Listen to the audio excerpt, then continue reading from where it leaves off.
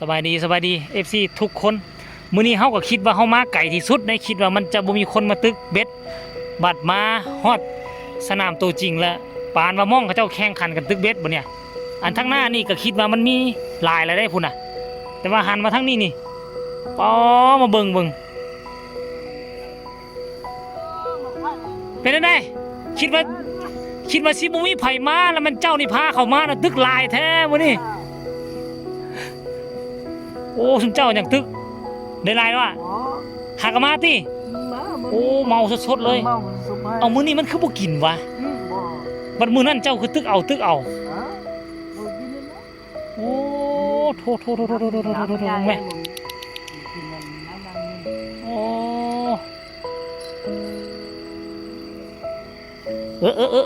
เอามื้อนี้เอาลีไก่เขาก่อนเด้อโอ้นี่อันนี้ก็ได้แล้วนี่น่ะนี่นะเกาะหูเลยเนาะเจ้าหากระมานี่เห็นบ่เอามารุ่นไผสิได้ไผสิมานโอ้โถ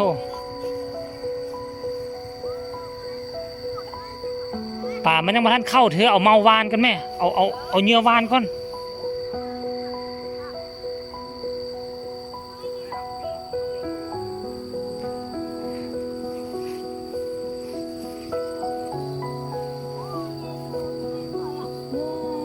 คัก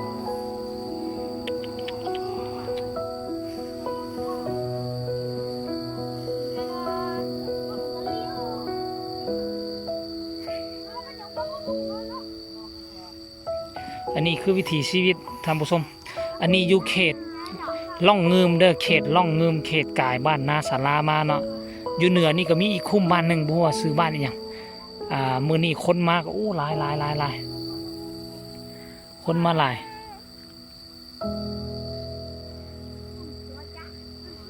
13 14 15 16 17 18 19 20มีอยู่นี่ประมาณ25กว่าคนสะอ่อนพี่น้องแต่ว่าอันนี้เด้อมือเก่งมือหมานเด้อเรานี่เด้อเบอร์25นี่มือหมานตึกเบ็ดนี่โอ้ยป่าซ้ำสิเอาเราตึกน่ะอันนี้ก็เป็นส่วนของเขานี่เนาะส่วนเขาเจ้าปลูกหญ้าไว้ให้ง่อยควายกินไปเบิ่งมะม่วงกันเด้อมะม่วงสอคุณเดี๋ยวสิมาเบิ่งเขาเดี๋ยวสิพาทุกคนขึ้นไปเบิ่งภาพมุมสูงเด้อตึกเลยแม่นี่ทุกคนพูดนะโอ้คนจักมาแต่ใส่บ่ฮู้เลยเนี่ยยังมาอีกตื่มได้น่ะเสียงเขาจะมาแจ้วมาที่หุ่นยังมาอีกตื่มได้น่ะอันนี้ทีมงานของพวกเขาเนี่ยทีมงานของพวกเขากำลังเอากันดุเดือดอยู่ทีมงานของพวกเขา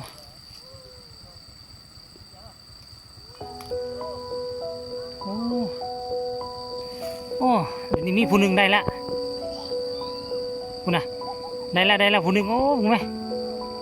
ได้แล้วคนหนึ่งได้แล้วแต่ว่าทีมงานของเขายังเงียบจิ๊บอยู่ทีมงานของเขานี่นะทุกคนตอนนี้คือค่อยมาอยู่นี่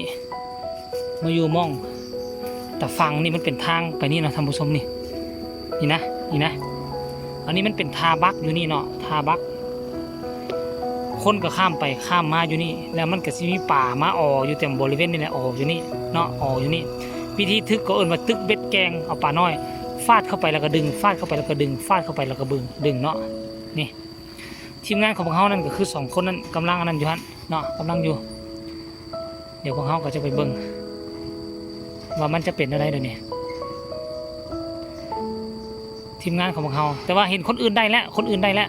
ตัวซัมโป้ซัม2 นิ้วนี่เนาะซัมโป้ซัม2 นิ้วนี่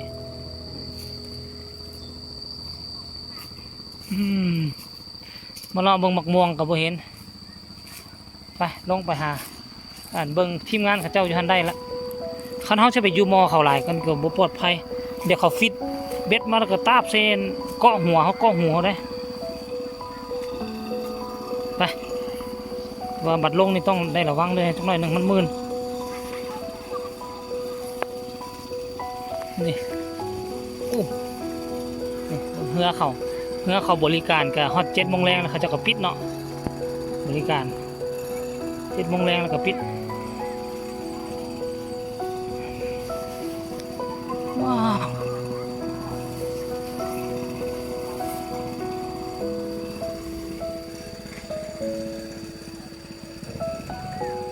หลายคนได้หลายแล้วนะ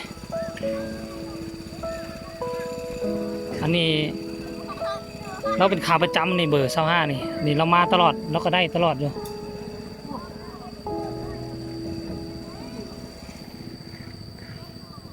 ตัวนี้แล้วมันเราไม่ได้ตึกเราเอาตึกหน้าน้ำอันนี้ตึกหน้าน้ำหมายความว่าให้อันนั้นให้เหยื่อมันงอยอยู่หน้าน้ำนะอาศัยไหลอยู่แล้วก็ให้แมงไม้มันเห็นแล้วมันก็สิขึ้นมาตอดซื่อๆนะท่านผู้ชมอันเบ็ดนั่นแท้เป็นเบ็ดตึกอยู่หน้าดินคือจมลงไปในแต่อันซุ้มนี่ก็คือตึกอยู่หน้า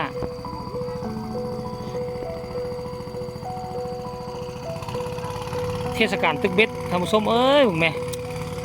โอ้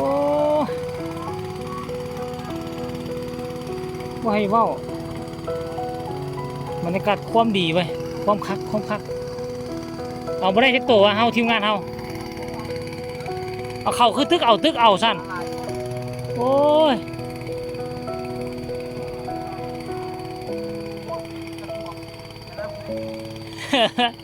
เบิ่งไหมทั้งผู้น้อยทั้งผู้ใหญ่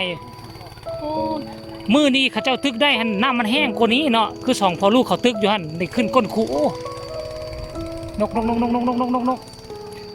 บอนมานเขาเจ้าเนี่ยหันแหละบอนมานเขาเจ้าแหละเหือไปแล้วเขาเจ้าตึกอยู่หันเอาบัดนี้เอาทีมงานของพวกเขากับบ่ได้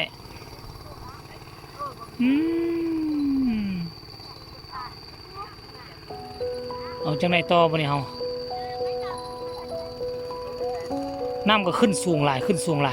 แต่ว่าขึ้นสูงแต่ว่ามันก็ยังบ่คุ้นพอปานใดเพราะสามารถดำได้อยู่ตามที่เบิ่งด้วยสายตาเนาะ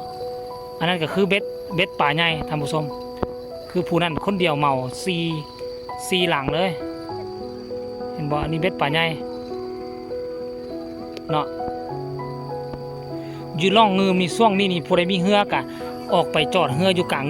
เครื่องกลางงืมแล้วก็ตึกป่าตัวใดก็ตัวซ้ำนี่แหละก็เห็นกับเจ้าตึกได้โอ้จนเต็มเลยเอาคลิปนี้เขากับซีฝากฝังทุกคนเอาไว้ซ้ำนี้ได้ฝากทุกคนกดไลค์กดแชร์กดติดตามเพื่อจะบ่พลาดในคลิปต่อไปที่สำคัญจะกดข้ามโฆษณาเดี๋ยวเขามาติดตามเบิ่ง EP ต่อไปคันท่ากรณีว่าทีมงานของเขาได้ป่าใหญ่พวกเขาก็สิได้ถ่ายโซคันบ่เห็นถ่ายโซนั่นแสดงว่าทีมงานของพวกเขาบ่ได้เด้อเนาะฝากฝังไว้ซ้ำนี้แหละ